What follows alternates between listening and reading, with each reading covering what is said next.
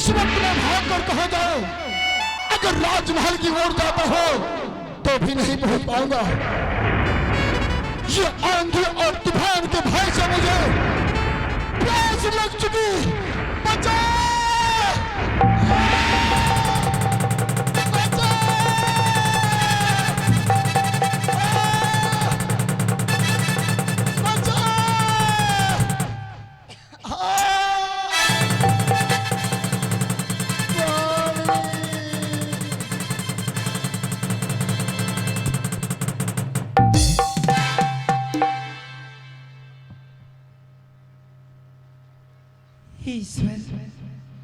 हे भगवान, आज मैं अपनी झोपड़ी में आराम कर रही थी, ना जाने इस जंगल में किस मानव की आवाजें आ रही हैं, जो कि पानी पानी कहकर किस जंगल में आवाज लगा रहे हैं।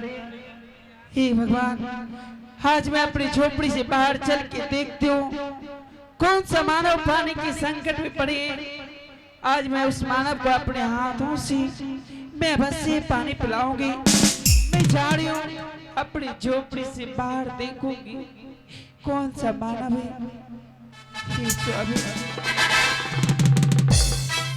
इस जंगल में। अब तो मेरी स्वामी जी, हे स्वामीनाथ, आप इस जंगल में क्या करने के लिए आई, जो कि पानी की प्यास से मेरी स्वामी जी जमीन पर बेहोश हो गए। लगते हैं कि मेरी छोटी बहन अपनी राजमहल में कोई तरह की दिक्कत दे दी है मेरी स्वामी को, इसलिए आज इस जंगल में पानी की प्यास से बेहोश पड़ गए। हे स्वामी, जब मैं अपने राजमहल में आपके पास नजरों पे रहते थे तो मैं आपको सुबह शाम जब तक प्रणाम नहीं करते थे तो मैं उस महल में कोई भी काम नहीं करते थे। आज मैं अपने स्वामी की प्रणाम कर लेती हूँ, उसके बाद मैं पानी पिलाऊंगी। जब मेरे स्वामी जी होश में आ जाएगी तो मैं अपने स्वामी को कभी चेहरा देखने के लिए नहीं दूंगी। मैं अपने चेहरे झांप करके बातें करूंगी, मैं अपने स्वामी जी से छुप छुप के बात करूंगी। आये दसनमा हाजोरी की स्वामी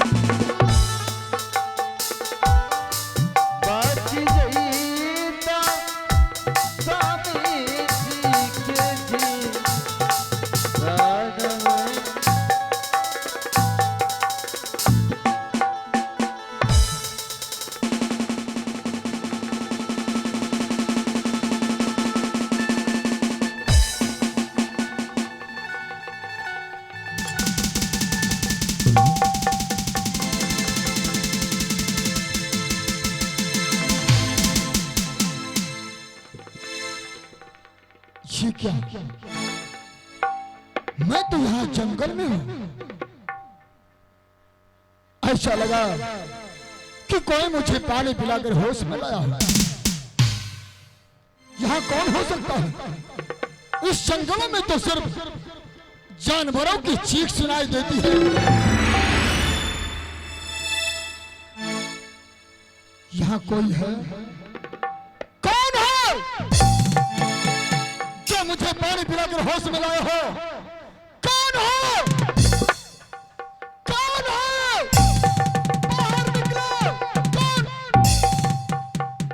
परदेसी जी।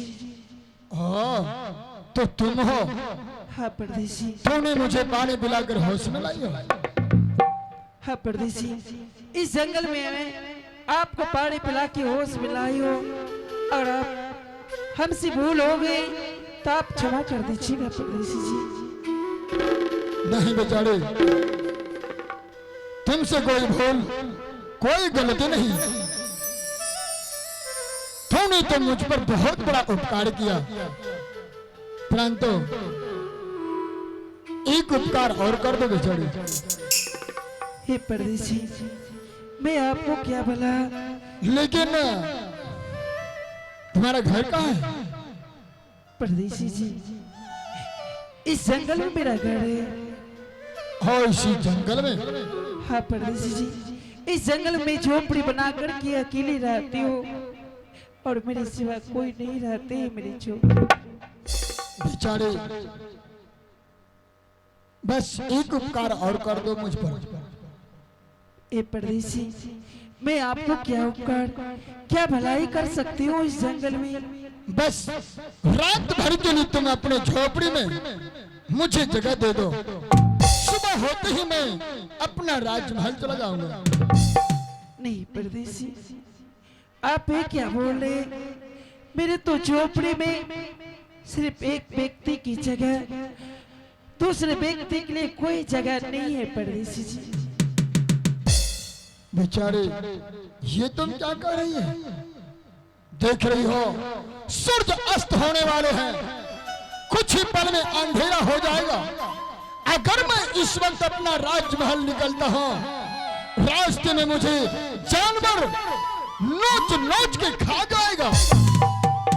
फिर तुम्हें बचाने की क्या फायदा मिलेगी? खैर कोई बात नहीं, अगर मेरे लिए तुम्हारे झोपड़ी में जगह नहीं है, छोड़ो इन बातों को, जाने दो। मैं चलता हूँ, इसी झोपड़ी के निकट में अपना प्राण गंवा दूंगा। रुक जाइए परदेसी जी, ऐसे बातें मत बोलिए। हे परदेसी, मैं देख रही हूँ सुबह से अब शाम होने वाला है, इसलिए आप मेरी झोपड़ी में जगह है आपके लिए। रात भर मेरी झोपड़ी में आराम कीजिए, कल सुबह होते आप अपने घर चले जाइएगा। ठीक है बेचारे, चलो। कहाँ है तुम्हारी झोपड़ी? ठीक है जी। चलो बेटा, आज चलो मैं बेचारी है।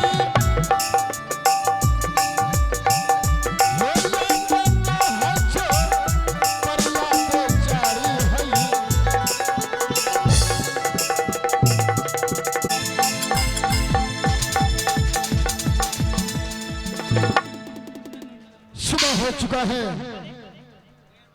अभी तक वो दुखियारन अपनी झोपड़ी में सोई है।